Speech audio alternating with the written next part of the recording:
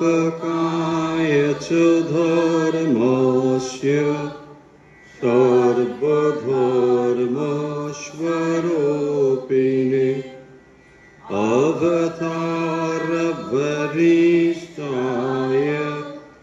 रामकृष्णाय ते नमः। जननीं शारदां देवीं रामकृष्णं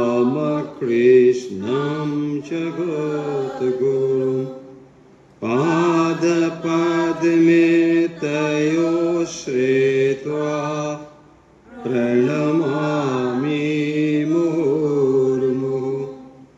नमः श्रीयतिराजाय विवेकानन्दसूरये सच्चित्सुखस्वरूपाय स्वामिने तापहारिणे।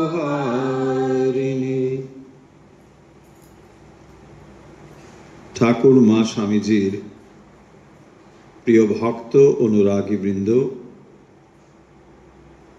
আজকের অনুধ্যানে আপনাদের সবাইকে আন্তরিক স্বাগত জানাচ্ছি। আজ আমরা শ্রীমদ্ ভাগবত এই বিষয়ে অনুধ্যান করব। শ্রীমদ্ ভাগবতের দ্বিতীয় স্কন্ধের দ্বিতীয় অধ্যায় আলোচনা হচ্ছিল। আমরা ঠিক তার পরবর্তী অংশ আজকে আলোচনা করব। আসুন একসঙ্গে আমরা মঙ্গলাচরণ শ্লোকটি পাঠ করি এবং আলোচনা শুরু করি। ওম মূকং করোতি বাচালং পঙ্গুম লঙ্ঘয়তে গিরিম यत्कृपातमहं वन्दे परमानन्दमाधवम्।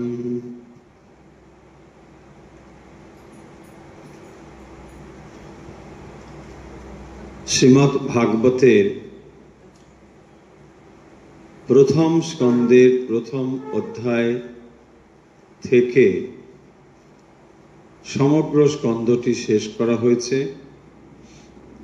যেখানে কাহিনী অংশ এবং যে সমস্ত তত্ত্ব বিষয় আমরা আলোচনা করেছি। আমরা দ্বিতীয় স্কন্ধে যখন প্রথম অধ্যায়টি আলোচনা করেছি, সেখানে রাজা পরীক্ষিত তিনি উপস্থিত হয়েছেন মুনিদের কাছে, যেখানে ঋষি মুনিরা সমবেত হয়ে যজ্ঞ করছিলেন এবং সৎপ্রসঙ্গ করছিলেন। সেখানেই হঠাৎ হাজির হয়েছেন পরম বৈষ্ণব, পরম ভাগবত শুকদেব। সেই শুকদেব যখন সেখানে হাজির হয়েছেন, তখন রাজা পরীক্ষিত শুকদেবের কাছে তার এখন কি করণীয় এই বিষয়ে তিনি উপদেশ প্রার্থনা করেছেন এবং সেই উদ্দেশ্যে শুকদেব রাজাকে একের পর এক উপদেশ দান করছেন। সেই অংশই আমরা পড়ছিলাম, যেখানে শ্রীমদ্ ভাগবতের দ্বিতীয় স্কন্ধের দ্বিতীয় অধ্যায়ে যে সমস্ত বিষয় আলোচনা করা হয়েছে বা শুকদেব যে কথা বলেছেন, সেইগুলোই আমরা আলোচনা করছিলাম। আমরা যে শ্লোকটি এর আগের দিন আলোচনা করেছি, তার শেষের অংশটুকু বলেই আজকে নতুন অংশ পড়ব। প্রথম অংশে বলা হয়েছিল যে শাস্ত্রে, বিশেষ করে কর্মকাণ্ডে, বেদে, সেখানে অনেক রকম বিষয় বলা হয়েছে যে এই যজ্ঞ করলে স্বর্গে যেতে পারবে, ওই ধরনের কিছু করলে এই হবে, এই ধরনের। মূলত সেগুলো বস্তু প্রাপ্তির জন্য, কোনো কিছু পাওয়ার জন্য। তাই বলছেন যাতে করে রাজা পরীক্ষিত, যিনি এখন পরমার্থ লাভের জন্যই প্রস্তুত হচ্ছেন, কারণ যেহেতু তার হাতে আর সময় নেই, মাত্র 7টি দিন তার হাতে রয়েছে, এই অবস্থায় নিশ্চয়ই মানুষ তার মনকে বিভিন্ন বিষয়ে ব্যস্ত করতে চাইবেন না। যে জিনিসটি খুবই গুরুত্বপূর্ণ সেই বিষয়েই মনোনিবেশ করা উচিত হবে। এবং সেই জন্যই আমরা দেখতে পাব যে তিনি এই কথাটি বলছেন যাতে মানুষের অনেক সময় মৃত্যুর সময় ঘনিয়ে এলে পরে এরকম কথা হয়তো মনে পড়ে যে এরপর স্বর্গে যাব, সেখানে এই সুখ ভোগ করব, যে সুখগুলো ভোগ করতে পারিনি ইত্যাদি। রাজার মনে যাতে সেই বিষয়ে কোনো লোভ বা মোহ তৈরি না হয়, তাই এখানে পরিষ্কার করে সেই কথাগুলো বলে দিচ্ছেন যে এইভাবে যে কথা বলা হয়েছে বেদে, বিশেষ করে কর্মকাণ্ডে, সেইগুলো যেন খুব যে সুখকর বিষয় তা কিন্তু নয়। এবং সেগুলো কেন বলা হয়েছে সে কথাও বলেছেন, যে বেদের মধ্যে তাহলে এত যাগযজ্ঞের কথা কেন। এমনকি বেদের কর্মকাণ্ডে আমরা এটাও দেখতে পাব যে সেখানে শত্রু নিধন যজ্ঞের কথা বলা হয়েছে, যে এই যজ্ঞ করলে শত্রুকে নিধন করা যাবে। এখন প্রশ্ন হবে যে যে উপনিষদ, বেদ আমাদের এত এত উচ্চ কথা বলে, তিনি আবার এই শত্রু নিধনের কথাই বা কেন বলবেন? এটা এই জন্যই বলা হচ্ছে যে মানুষের ভেতরে অনেকের কোনো কর্ম প্রবৃত্তি তৈরি হয়নি, এতটা তামসিকতার ভেতরে তারা রয়েছেন। ফলে সেই সমস্ত মানুষকে জাগাতে হলে, তাদেরকে রাজসিক অবস্থায় নিয়ে আসতে হলে তখন তাদেরকে কর্মপ্রবৃত্তি দিতে হবে। সেই জন্যে কর্মপ্রবৃত্তি দান করবার জন্যই তাদেরকে এরকম বলা হয়েছে। আসলে দেখবেন মানুষের মন ভগবানকে ভালোবাসতে চায় ঠিকই, কিন্তু একেবারে প্রথম থেকেই কি ভগবানকে শুদ্ধ পবিত্রভাবে ভালোবাসা, ভগবানের কিছু চাই না কাছে, এটা কি হয়? হয় না। তাই প্রাথমিকভাবে মানুষের মনে আকাঙ্ক্ষা তো থাকেই, আমি এটা চাই, ওটা চাই, ভগবান আমার এই ভালো করুক। ফলে এই যে আকাঙ্ক্ষা, এটি খারাপ কিছু বলা হচ্ছে না, কিন্তু যখন মনে গভীরভাবে ভগবানের প্রতি ভালোবাসা আসবে তখন হয়তো এগুলো ধীরে ধীরে খসে পড়বে। কিন্তু যত সময় সেই অবস্থাটি লাভ না হচ্ছে তত সময় কিন্তু আমরা এগুলো চাইতে থাকবই আমরা। সেই কারণের জন্যে উপনিষদও বলছেন যে মানুষকে কর্মে প্রবৃত্ত করতে গেলে এই জিনিসগুলো কিন্তু খুব জরুরি। তাই আমরা দেখব উপনিষদ কর্মের প্রবৃত্তি জাগরণের জন্য এই কথাগুলো বলছেন। কিন্তু যিনি এখন প্রস্থান করবার জন্য প্রস্তুত হচ্ছেন, তিনি নিশ্চয়ই আর প্রবৃত্তি মার্গ অবলম্বন করবেন না, তাকে এখন নিবৃত্তি করতে হবে, এখন প্রস্থানের জন্য প্রস্তুত হতে হবে, তাই না? নতুন করে তিনি আর নিশ্চয়ই কর্মে জড়াবেন না। ঠিক এই অবস্থায় এখানে বলছেন যে উপনিষদে যেগুলো বলা হয়েছে সেগুলো শুনতে খুব ভালো হলেও, স্বর্গটর্গ প্রাপ্তি হবে ইত্যাদি শুনতে ভালো হলেও সেগুলো কিন্তু খুব ভালো কিছু কথা নয়। এইভাবে আমরা দেখছি যে রাজা পরীক্ষিতের মনে ধীরে ধীরে বৈরাগ্য তৈরি করছে। তো তার মনে কি করে বৈরাগ্য তৈরি হবে এরকম একটা ভাব তৈরি করছেন। তার মানে ইহ জগতের কিছুও চাই না, এমনকি মৃত্যুর পরে স্বর্গ কামনাও করি না। দেখুন, ভক্ত যিনি ভগবানকে ভালোবাসতে চান তার কাছে এইগুলো তুচ্ছ করতেই হবে। ভগবানকে তবেই সে ভালোবাসতে পারবে। ইহ জীবনেও কিছু চাই না, এমনকি পরজীবনে স্বর্গাদি সুখ লাভেও আমি চাই না। তখনই সে কেবলমাত্র ভগবানকে ভালোবাসতে পারবে। তাই ভগবানকে ভালোবাসি আর অন্য এটা ওটা সেটা চাই, এ দুটো ঠিক একসঙ্গে যায় না। সেই জন্যই আমরা দেখব যে রাজা পরীক্ষিতের মনে ধীরে ধীরে বৈরাগ্যের ভাব তৈরি করছেন। কি করে তার মন বৈরাগ্যে পূর্ণ হয়, এমনকি মৃত্যুর পরে স্বর্গ কামনাও তার মন থেকে যেন চলে যায়। কারণ স্বর্গ, আমরা আগে বহুবার বলেছি যে এটি আসলে এমন একটি অবস্থার কথা বলা হয় যাতে আমরা ভাবি বোধহয় বিরাট একটা লোভনীয় বিষয়, খুব একটা তা নয়।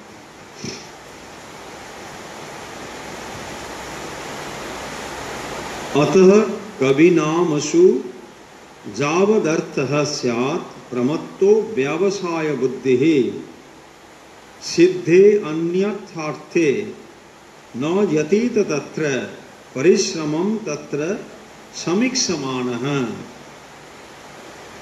পরে বলছেন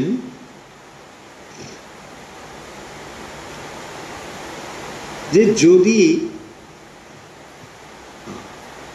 জীবনের যা প্রয়োজন সেগুলো যদি আমরা পেয়ে যাই, যতটুকু সামান্য দরকার, তাহলে অতিরিক্ত এই বিষয়গুলোর কি দরকার?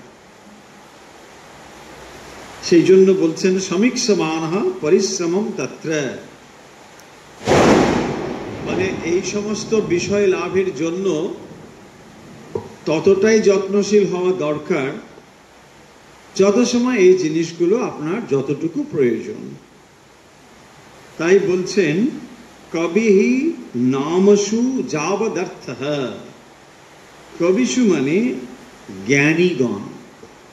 তো যারা জ্ঞানী, তত্ত্বজ্ঞানী, তারা কি করেন? অপ্রমত্তঃ ব্যবসায় বুদ্ধি, তাদের বুদ্ধি অপ্রমত্ত। প্রমত্ত, অপ্রমত্ত। প্রমত্ত মানে যারা সব সময় অস্থির হয়ে আছে, প্রমত্ত। কিসের দ্বারা? কামনার দ্বারা। এটা চাই, ওটা চাই, বিষয় বাসনা, এই বাসনার দ্বারা প্রমত্ত হয়ে রয়েছে। কিন্তু যারা জ্ঞানী তারা অপ্রমত্ত এবং ব্যবসায় বুদ্ধি, স্থির বুদ্ধি। নামসু যাবৎ অর্থঃ স্যাৎ তত্র অন্যথা অর্থে সিদ্ধে সমীক্ষমাণঃ। তারা বিচারশীল, সমীক্ষমাণ। জ্ঞানী ব্যক্তিরা অত্যন্ত বিচারশীল। তারা চিন্তা করতে পারেন, বিচার করেন কোন জিনিসটি গ্রহণ করবেন, কোনটি করবেন না, কোনটি করা উচিত, কোনটি নয়, তারা বিচার করতে পারেন। তাই জন্যে তাদেরকে জ্ঞানী বলা হয়েছে। এবং নামসু যাবৎ অর্থঃ, তাহলে এই যে ভোগ্য বস্তু, তার যতটুকু দরকার তারা ততটুকুই নেবেন, বেশি নেবেন না। তত্র অন্যথা অর্থে সিদ্ধে সমীক্ষমাণ পরিশ্রমম ন যতেত। ফলে যতটুকু পেয়ে যায় তারা সামান্যভাবে চেষ্টার দ্বারা, তাতেই তারা জীবিকা নির্বাহ করেন। খুব বেশি তার জন্য চেষ্টা করেন না। কেন করেন না? দেখুন, দুটো জিনিস এখানে প্রশ্ন করতে পারেন যে তাহলে কি আমরা আমাদের বেঁচে থাকার জন্য যে সমস্ত বস্তু লাভ তার চেষ্টা করব না? সে কথা এখানে বলছেন না।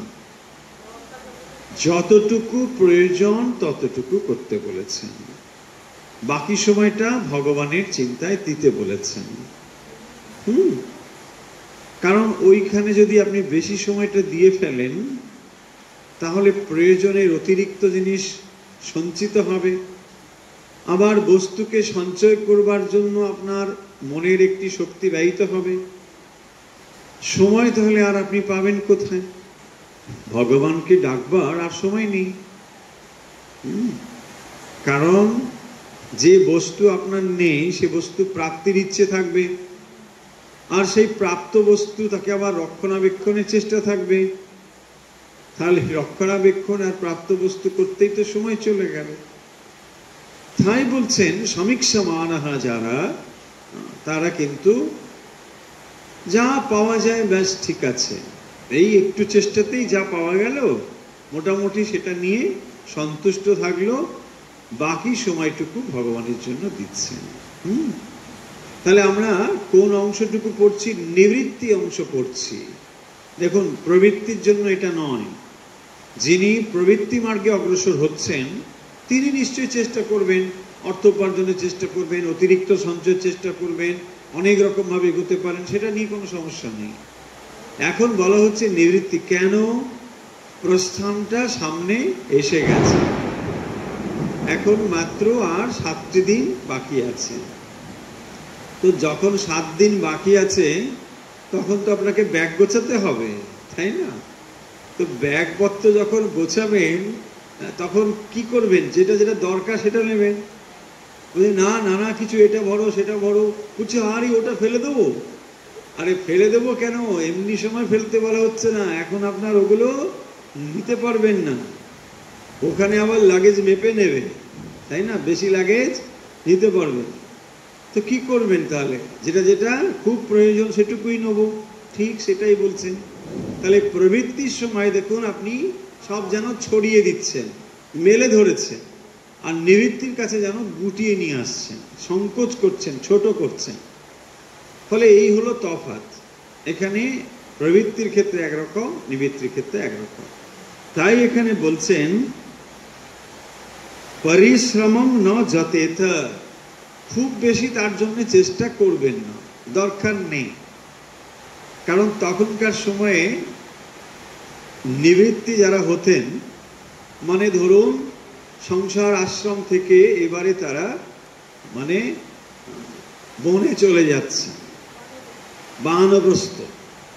তো বানপ্রস্থ যখন গ্রহণ করছেন সেখানে আর প্রয়োজন কি? অল্পই প্রয়োজন, একটু খাবেন, একটু থাকবেন, ব্যাস এইটুকুই হলে হয়ে যাবে। ফলে যখন অল্পই প্রয়োজন তখন তা অল্প চেষ্টাতেই পূর্ণ হতে পারে। সেই জন্য এখানে বলছেন যে তারা অধিক পরিশ্রম করেন না, খুব বেশি পরিশ্রম করবার দরকার নেই। কিসের জন্য? এগুলোর জন্য। তাহলে বাকি সময় কি করবে? বাকি সময় ঘুমিয়ে পড়বে, ব্যাস সুন্দরভাবে বিশ্রাম করো, পূর্ণ বিশ্রাম।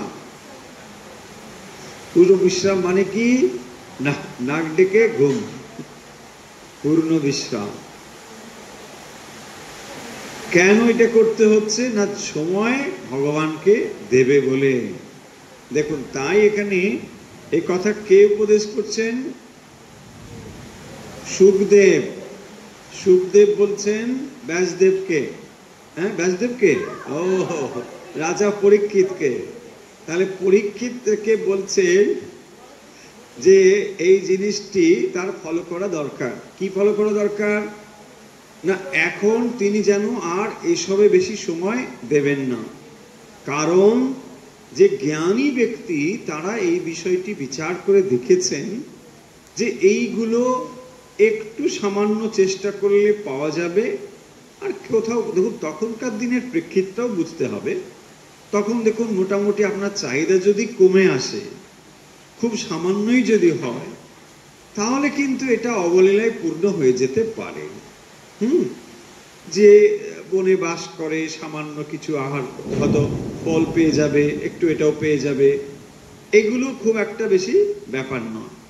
কিন্তু আপনি যদি আপনার লাইফস্টাইলটাকে অন্যরকম করে ফেলেন তাহলে তো মুশকিল, তাই না?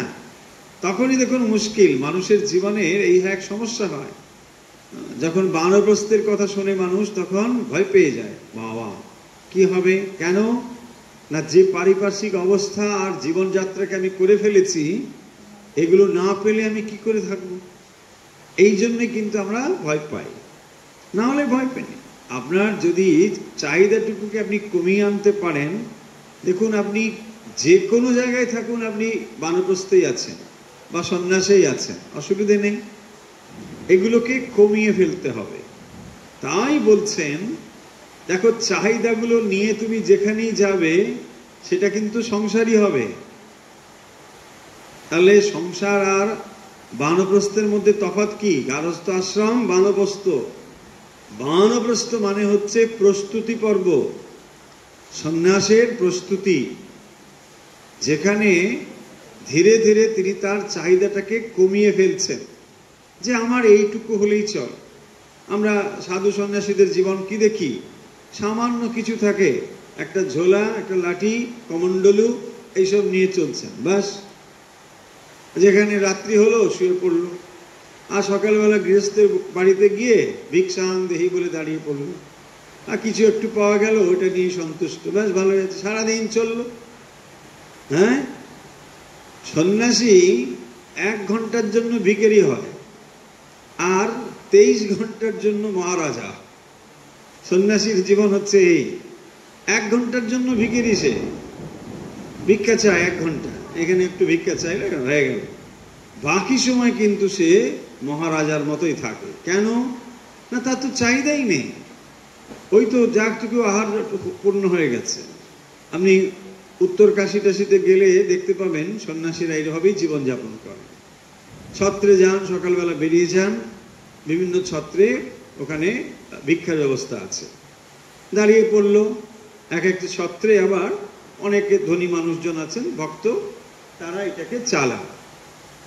সাধু সন্ন্যাসীরা সেখানে আসবেন, আর খাবার দাবার রেডি করে ওখানে অপেক্ষা করেন সাধুরা আসবেন বলে। সাধুরা বিভিন্ন কুটিয়াতে থাকেন, ছোট ছোট কুটিয়া আছে, সেখানে থাকেন। সকালবেলা বেরিয়ে পড়লেন, স্নান টান করে, ভগবানের নাম টাম করে, একটা ঝোলা নিয়ে, ব্যাস, ভিক্ষাং দেহি বলে লাইনে দাঁড়ালেন, যে যা খাবার পাওয়া গেল ওটুকু নিয়ে চলে এলেন, ব্যাস, হয়ে গেল। তার আর চাহিদা নেই। ওইটুকু তিনি কি করবেন? ভগবানকে নিবেদন করে খেয়ে নেবেন। এইবারে বাকি সময় তিনি ভগবানের চিন্তায় বসবেন, ধ্যান করছেন, জপ করছেন, সাধন ভজন করছেন, ওখানেই আছেন, আর বেরোবেন না। আবার পরের দিন সকালবেলা বেরোবেন, একটু ভিক্ষা নিয়ে যাবেন। এইভাবেই সাধুর জীবন। তিনি সঞ্চয় করেন না, কিছুই করেন না। দেখুন, এই যে সামান্য তার চাহিদা, এইটুকুই, তিনি এটাকে কমিয়ে ফেলতে পেরেছেন বলেই তিনি সুখী।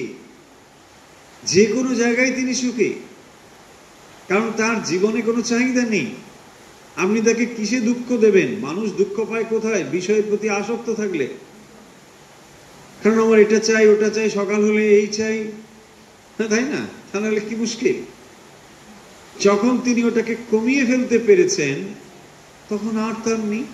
এই অবস্থাটা ধীরে ধীরে আনবার চেষ্টা করছেন রাজা পরীক্ষিতের ভেতরে, যে দেখো, তোমাকে কিন্তু মনে মনে এটাই হতে হবে।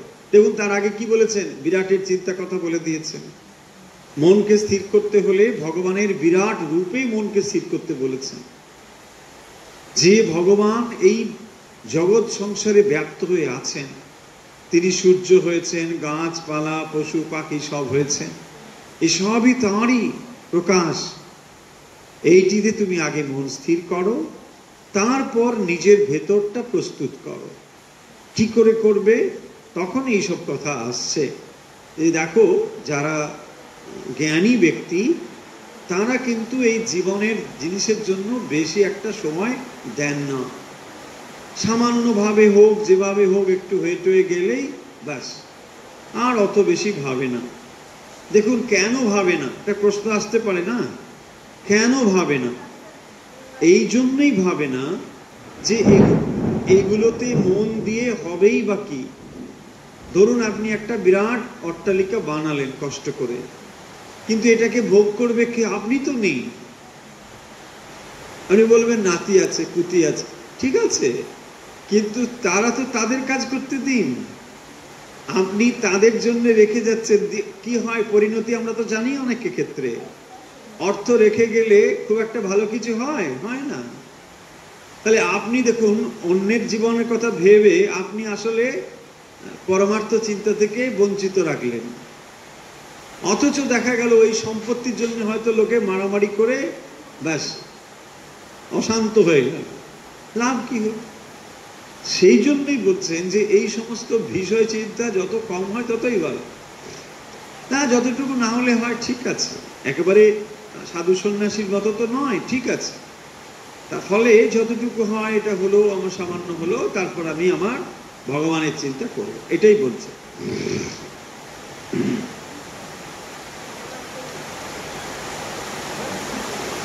এর পরের শ্লোকটি খুবই ইন্টারেস্টিং। বলছেন,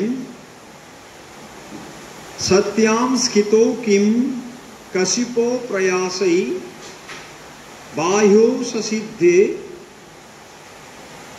উপবর্হণৈ কিম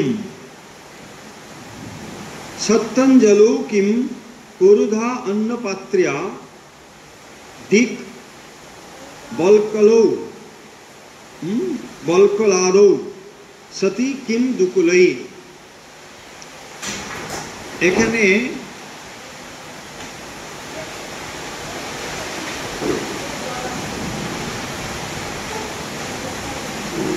সত্যাম স্খিতো কিম কশিপো প্রয়াসৈ,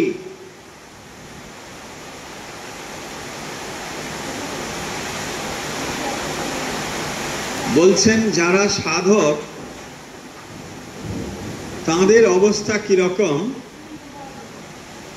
না, তারা সত্যাম স্খিতো, সত্যাম স্খিতো, তারা মাটিতে অবস্থান করেন। সত্যাম, সাধকের কাছে ভূমিশয্যাই যথেষ্ট। তার মানে রাজা পরীক্ষিতের মনকে ধীরে ধীরে বৈরাগ্যপূর্ণ করছেন। যিনি রাজা পরীক্ষিত, রাজা যিনি রাজভোগে অভ্যস্ত, তার মনে এখন ধীরে ধীরে বৈরাগ্যের কথা বা বৈরাগ্য উৎপন্ন করছেন। তিনি বলছেন যে দেখো, সাধক যারা হয় তারা কি করে জানো, সত্যাম স্খিত, ভূমিশয্যা, সাধকের কাছে ভূমিশয্যাই তো যথেষ্ট। মাটিতেই তারা ঘুমিয়ে পড়ে, যেখানে খুশি ঘুমিয়ে পড়ে। ঘুমের জন্য বিছানা কোনো শর্ত নয়। আমরা ভাবি বিছানা ছাড়লে ঘুমোতে পারবো না, কিন্তু নিশ্চয়ই জানবেন যদি দুরাত আপনি জেগে থাকেন, তারপরে আর বিছানা দিক কি না দিক, হ্যাঁ, বলছে না না বিছানা নিচে লাগবে না, যেখানে ওখানে ঘুমিয়ে গেছে, ব্যাস। তাহলে ঘুমের জন্য বিছানা কোনো কন্ডিশন নয়, মানে অপরিহার্য নয়। তাই বলছেন যদি এইরকম তোমার মাইন্ডসেট হয়, তাহলে তো তুমি বেঁচেই গেলে বিষয় থেকে। স্খিত সত্যাম কশিপহ, কাশিপ মানে বিছানাপত্র। তো বলছেন এগুলোর দরকার নেই, কারণ ভূমি হচ্ছে সাধকের কাছে যথেষ্ট, ভূমিশয্যা।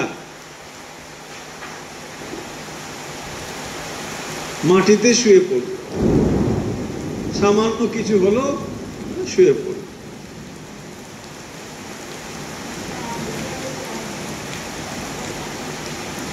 তারপরে বলছেন বাহ্য সসিদ্ধেহি উপবর্হণৈ কিম, বাহু বলছে হাত দুটো যদি থাকে তাহলে আর বালিশের কি দরকার। ভাবুন, বালিশ আর কি লাগবে। বাহু সসিদ্ধেহি উপবর্হণৈ কিম, উপাদান বালুস, বালিশ। অঞ্জলৌ সতি পুরুধা অন্নপাত্র কিম, যদি হাত দুটো থাকে তাহলে তো তোমার ভিক্ষা পাত্র ওই তো হয়ে গেল, আর থালা কি দরকার। অঞ্জলৌ সতি, করতল ভিক্ষা তরুতল বাস। হ্যাঁ, করতল ভিক্ষা, এইটা দেখবেন যারা জৈন ধর্মী সাধু,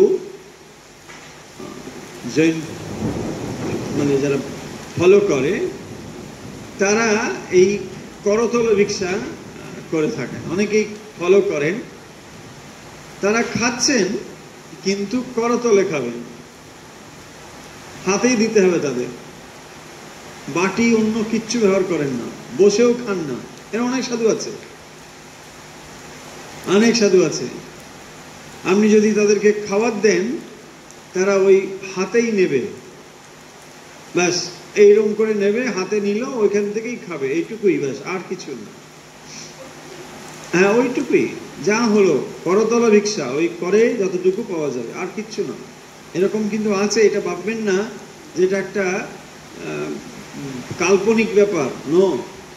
এরকম সাধু সন্ন্যাসী আছেন যারা এটা ফলো করেন। তাদের বৈরাগ্য ভাবুন একবার, তাহলে তারা কিন্তু এইভাবেই আছেন।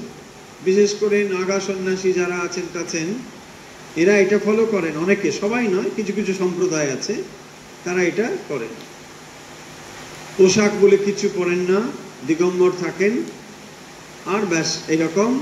কেউ যদি খাবার দেয় তৈরি করে, হাতে যতটুকু পাওয়া যায় ওইটুকু নিয়ে একটু খেয়ে ব্যাস চলে গেল, ওটাই হয়ে গেল। ভাবুন কিভাবে তারা থাকেন। এখানে সেইটি বলছেন, অঞ্জলৌ সতী পুরুধা অন্নপাত্রে কিম। যদি তোমার এই করতল থাকে, দুটো হাত যদি থাকে, তাহলে তোমার ভিক্ষা পাত্রের কি দরকার? ভিক্ষা পাত্রও দরকার নেই। কি ব্যাপার দেখুন।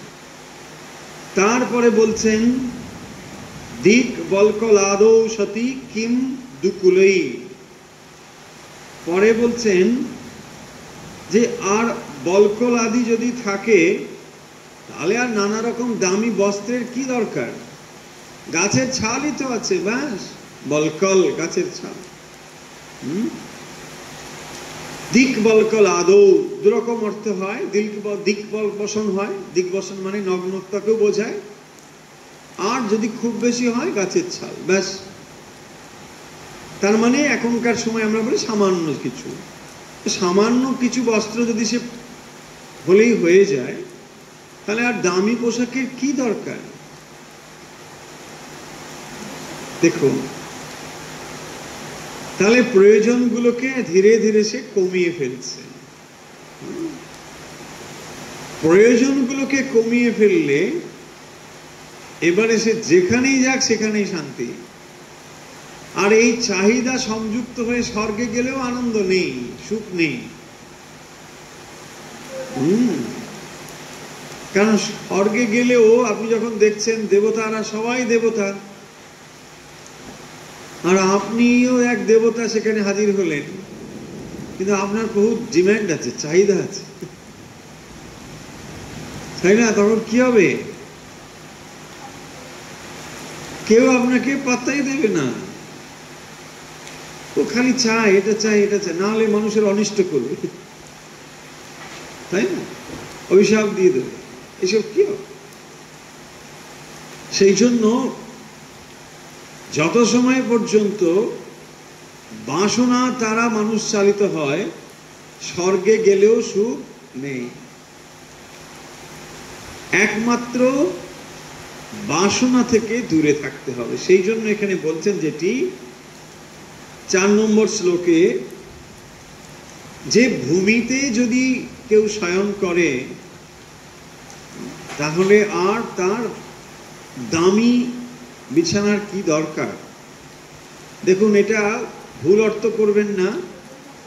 এটি হচ্ছে নিবৃত্ত মার্গের কথা হচ্ছে, তার মনকে নিবৃত্তির জন্য প্রস্তুত করা হচ্ছে, সেই কারণের জন্য এই কথাগুলো বলা হচ্ছে। তাহলে যারা সাধক অথবা সাধিকা, তারা এর ভাবটা তো নিতে পারা যায়। তার মানে চাহিদাগুলোকে মন থেকে অন্তত ধীরে ধীরে কমাতে হবে।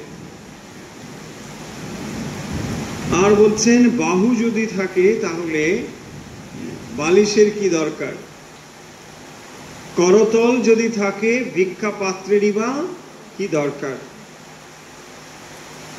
শুধু তাই নয়, আরো তাকে কিভাবে বোঝাচ্ছেন দেখুন, যে খাদ্য বস্ত্র ইত্যাদি এটাও যে দরকার, নিশ্চয়ই দরকার। বলছেন চিরানি কিম পথি না শান্তি দিশান্তে ভিক্ষাম। আরে রাস্তা দিয়ে হেঁটে গেলে দেখতে পাও না কাপড় টাপড় অনেক পড়ে থাকে, সেগুলো তো পরে নিতে পারে, বাবা নয়।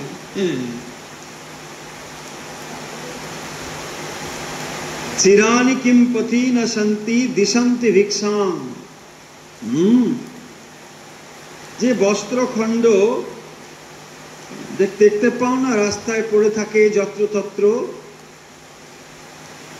সাধু সন্ন্যাসীরা যে বস্ত্র ব্যবহার করেন, অন্তত ট্র্যাডিশনালি যেটা চলে আসছে, এখন আধুনিক যুগে মানুষ তো অন্যরকম ভাবে পরিবর্তিত হয়ে গেছে, কিন্তু ট্র্যাডিশনালি বলছি, সাধু সন্ন্যাসীর পোশাক ছিল বিবর্ণ বাসা।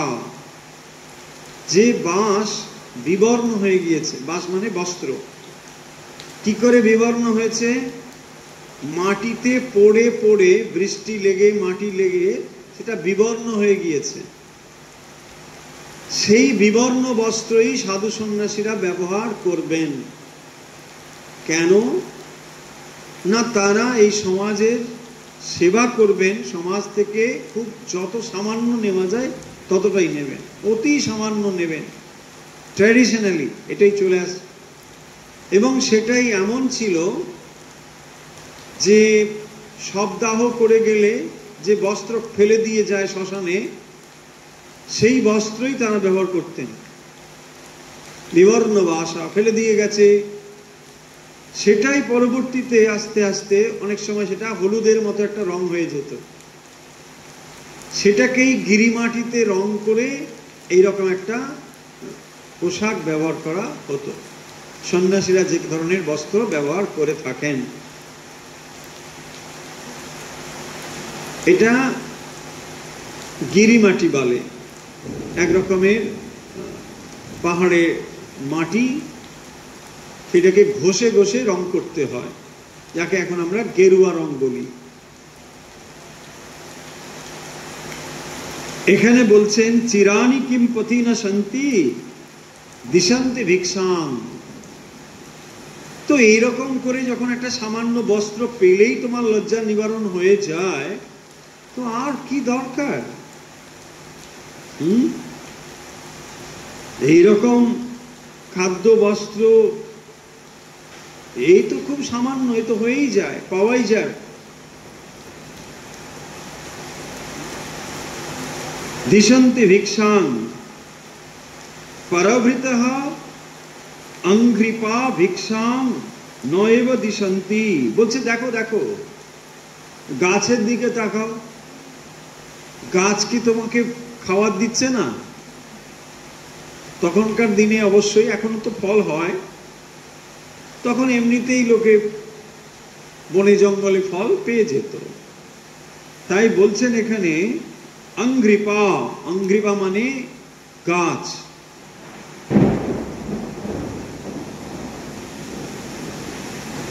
ভিক্ষাং নৈব দিশন্তি, গাছ কি তোমাকে ভিক্ষা দিচ্ছে না?